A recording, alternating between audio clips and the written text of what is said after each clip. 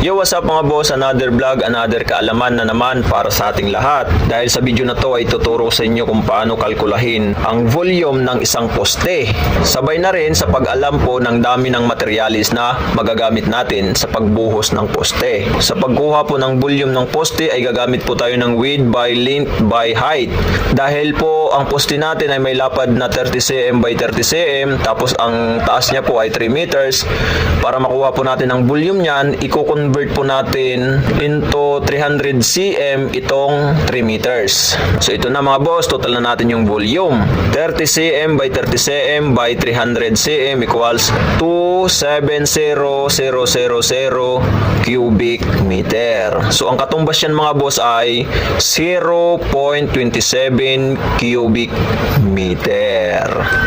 So ngayon mga boss, alamin naman natin kung gaano karami ng materialis ang magagamit natin sa pagbubuhos ng poste. Bawa, gagamit tayo ng ratio na, yung ratio natin, mix ratio natin ay, halimbawa mga boss, 1:2:4. Isang sako ng simento, 2 sako ng buhangin, 4 na sako ng graba. Ano po? So ito na mga boss yung quantities. Nilagay ko na para hindi na tayo mahirapan.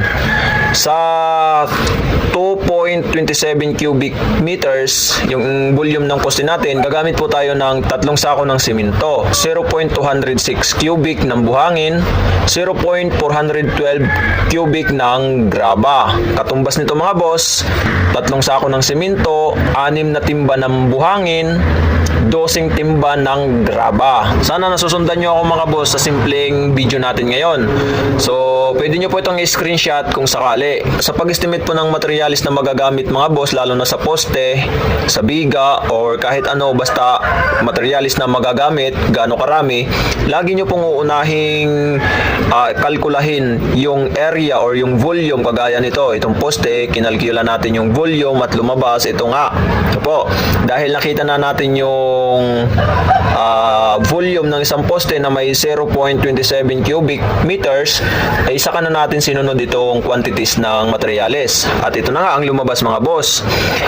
Gumamit ho tayo dito ng 3 semento, 6 na timba ng buhangin, 12 timba ng graba sa 0.27 cubic meter na poste. So sana mga boss nakatulong ang aking simpleng video. Follow for more.